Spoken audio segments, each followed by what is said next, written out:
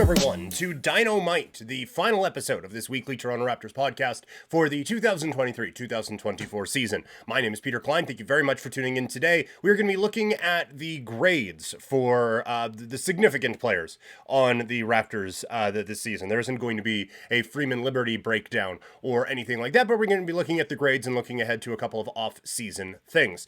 So let's get right into it, starting with the grades, and let's start with RJ Barrett coming in the OG Anunoby trade. I'm giving RJ a B. I think that he fits this team really well, and he fits what they are looking to accomplish.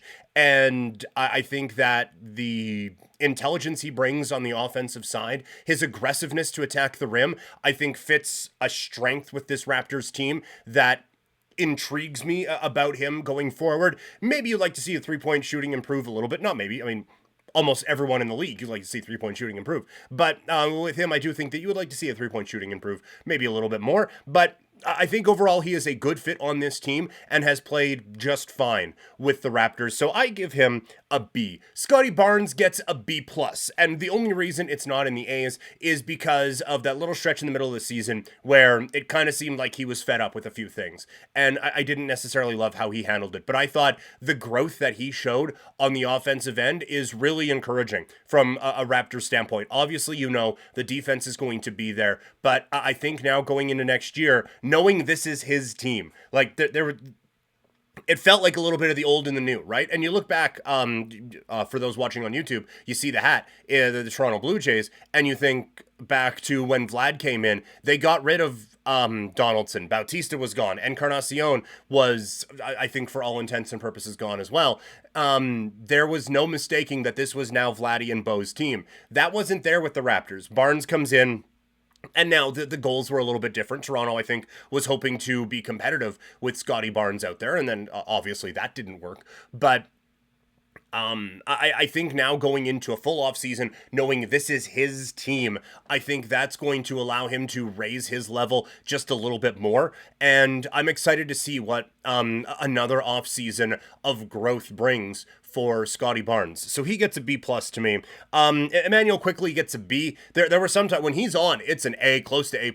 He was really, really good with the Raptors. But there were stretches where that three-point shot isn't falling, and you can start to see, like, okay, when it bumps up from 25 to 35 minutes, maybe there's a few flaws that start to get exposed a little bit. So there's absolutely some growth that needs to happen in Emmanuel Quickly's game. But again, a full offseason, a full training camp of figuring out with Darko how they can unlock Quickly and Barnes as a 1-2 combination, I think is going to be a real positive for this Raptors team, and I think is going to really show kind of the vision for what this Raptors group kind of plans on doing going forward. He is an RFA now that the season is done, so they're going to have to get that figured out, and it is probably going to be at a price point that is a little bit more expensive than people are comfortable with. You would have liked for it just to be an absolute blow-away no-brainer, but this one's probably going to be a little bit on the pricey side. I think that's okay from a Raptor standpoint. He is still just 24 years old, but I do think that this is a player that is worth investing in from a Raptor standpoint. Just right now, that dollar figure kind of hurts a little bit.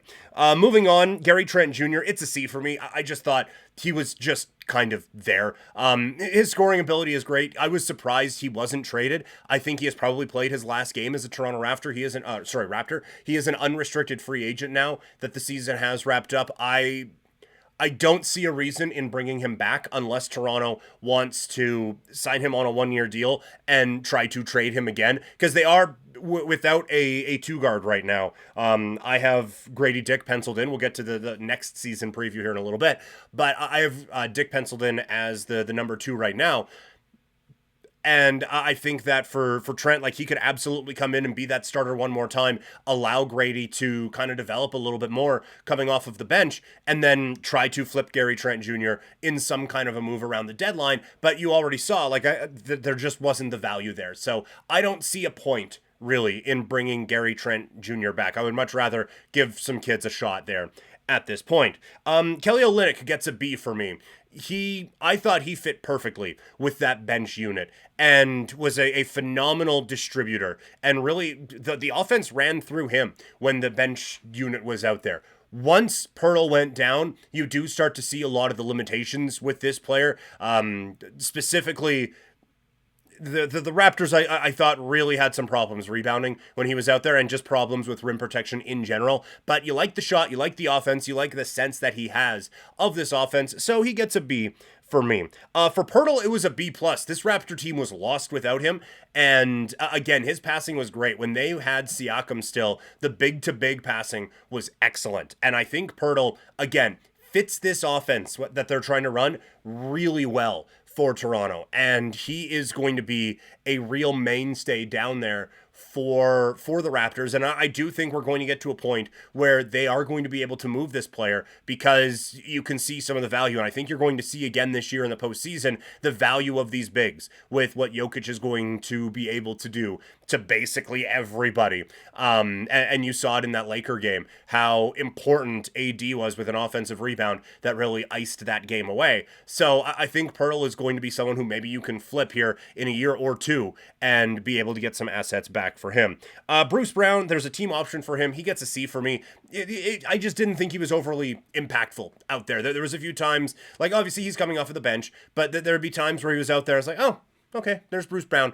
It didn't blow me away. I would imagine that team option gets picked up, and then the Raptors try to move him either now or heading towards the deadline, because he is absolutely the type of player that would fit in this postseason run for all these teams, and it is a weird fit with the Raptors right now. Grady Dick gets a C+ for me. The end of the year, if you guys listen to this show, you know, big fan. Big fan. I really appreciated what Grady Dick was able to do, because he comes into the league and you think just set 3-point shooter. He's just going to be JJ Redick in the corner, just firing threes away. And he is absolutely more than that. And honestly, so was JJ Redick, but you get the point that I was trying to make. He is looking to attack. He's not just looking to get a three. He's just looking to get the best shot. And for him, sometimes that's the three, but sometimes it's getting around the closeout, getting in for a mid-range jumper and knocking that down, or it's just getting all the way to the rim. Defensively, there are some absolute flaws in that game, and I don't know if that's ever going to change, but I like what I saw in the back part of the season. He was just non-existent in the first part of the year for me, so that's why he is down at a C+. Up next, it is Agbaji. I have him at a C+. I thought, again, when he came in, he had some spark to his game, but he was not a whole lot more than just a spark plug type of a player. So I think that this, you want to see a little bit more from him in the next year. I think there are going to be some minutes for him going into next season for this Raptors club, so you'd just like to see a little bit more from him. Getting into the front office stuff, I have Darko at a B+. I thought the way he handled the Scottie situation was excellent. I thought the way that, like, that whole breakdown against the Lakers, where it's like, look, if we're supposed to lose, like, let us know and we won't even show up. Like, we can just fly home. That is going to be an iconic moment from that season. And I really like what he's doing on offense with this group. And the reason it's only a B+ and not an A is that we were kind of starting at nothing with how the offense was run over the last couple of years. Nick Nurse in 2019 was a genius. But over the last couple of years, I don't know if it was his give a fuck or everyone else's give a fuck, but there wasn't a whole lot going on with this group. They were stuck in the mud in the half court on offense. And this was not the 07 Suns by any stretch of the imagination, but you started to see much more movement without the ball, a lot more cutting, some really good passing, and you were starting to see what they were trying to accomplish. And so going into year two, I like what Darko has done. I don't anticipate next year being a year of growth for this Raptors team, but I'm interested to see what they can do with Darko as the head coach. And the general manager, Masai. This is a tricky grade. For this season, if you just look at this year and just tunnel vision it, I think it's an A. I like the additions of Quickly and Barrett. I thought that was actually a really great trade. And then, apparently I had some dog hair on me. Those listening don't know what I'm talking about. Sorry. But the Siakam trade was maybe a bit of a miss. Not maybe. It was a bit of a miss. But they still have now a couple of picks in this first round. They have added some talented young pieces to this roster. And so I think you can commend him for that. But you get we're going back in time and giving you an F for last season, because it was so clear that this was the direction this team needed to go, and to not make these trades sooner, and to not make a Fred VanVleet trade going into last trade deadline, or even entering last season, is a gigantic miss for this team. And just think about how excited we would be if the Raptors were in a top 5 draft spot last year, going into the lottery, and you have the chance of moving into that number 1 pick and getting Victor Wembanyama. Instead, this year, it's like, all right, don't know. So that's a little bit frustrating. So a retroactive F for last year, but I think for digging himself out of the hole that he made, it is an A for Masai Ujiri. So looking ahead to next year, right now, on this roster, I have the starting unit of Quickly, Dick, Barrett, Barnes, and Pirtle. At the backup 1 and 2 are question marks right now. There's nothing. And then at the 3, it's Brown. At the 4, it's Agbaji. And at the 5, it is Olynyk. So obviously, like, there need to be players added to this roster. There isn't one spot. Like, I would be surprised if they went with a 3 or a 4 in the draft, given Barnes and Barrett. But if you wanted to go, I think you go guard, probably, and either Quickly goes to the 2 and you get a point guard, or you have Dick be the starter at the shooting guard and have another drafted prospect come in behind him. I'm also interested at the prospect of the Raptors drafting a big at the 5, because you look at the starters right now that I have there. Quickly's 24, Dick is 20, RJ is somehow only 23, which is wild to me. Scotty Barnes is 22, and then you get to Pirtle, who's 28. That is the 5 right now isn't the only spot really that this team doesn't have a kid at. And now with Olynyk and with Pirtle there, the playing time would be a little bit sparse, although you could shift things around, move Olynyk to the 4. That's certainly not a spot that would be foreign to him, and have, if you want to draft Edey out of Purdue or whoever, have the big at the 5. I think you could get a little bit creative with that. So the Raptors have some options here. I was looking at free agents, and quite honestly, it's none. There weren't a whole lot that really jumped out at you from a Raptors standpoint. Like, maybe there will be a couple of veterans that you can bring in as a, just come on in and, build up your value, and we'll try to flip you at the deadline. Like, that sort of a move. Maybe there's a couple of those, but there isn't a whole lot where it's like, hey, you know what? This could be a diamond in the rough type of a move for the Toronto Raptors. Or if they want to get the band back together, Lowry's a free agent, DeRozan's a free agent, Valanciunas is a free agent, Siakam's a free agent. You can just bring them all back. Just do it again.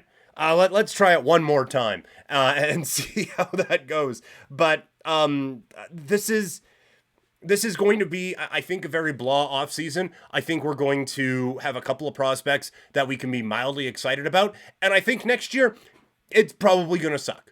I don't see this team being very good, but at least there's a direction now. And there's at least, honestly, I think there's something there with this group. When everyone was healthy and playing, with Quickly, it was Trent, but I'll put Grady in at the 2. With Quickly, Grady, Barrett, Barnes, and Pirtle, that is a fine starting lineup.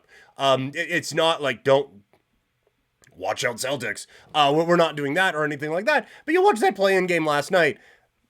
That group could hang with at least the starting units of Atlanta and Chicago. It's just, should they? But then after that, like, I do think that this thing kind of dries up, and I do think there are going to be a couple of moves. Like, Brown, I think will be traded. I would be surprised. Well, I shouldn't say I would be surprised. But I wouldn't be surprised if they moved on from Jakob Poeltl as well. And this thing still gets worse before it gets better. But I do think at least there is a path, and there's something there with this starting unit that they can kind of build on. But the main issue right now is this team just isn't talented enough.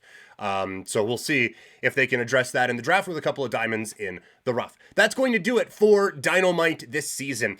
We started it very late in the year, and this was not the best time to start a Raptors podcast, I will tell you that. So this offseason, we'll probably do a draft preview. Well, I'm not saying probably. We will do a draft preview. We'll do a bit of a free agency primer, although we just went through that there, and There wasn't a whole lot to talk about, but we will go through that and then get ready for training camp and a full season next year. So thank you guys so much for tuning in. My name is Peter Klein. You can find me on social media, Twitter, Instagram, and TikTok. I'm at Primetime Klein, twitch.tv/primetimepk, and you can email this show, couchpotatodiary@yahoo.com. On the flagship Couch Potato Diary show today, we are going to be looking at a frustrating Blue Jays loss from last night. The East Play-ins certainly happened. We will talk about one really good game and one really bad game, and we'll be looking at the world of MMA and pro wrestling one more time. And then coming up on Friday, it's a Fightin' Friday as we look at the fights to make after UFC 300, plus booking WrestleMania 41. That's going to be on the show, plus an AEW Dynasty preview. So that is what is coming up on the show for the rest of the week. Thank you guys so much for tuning in. I am out.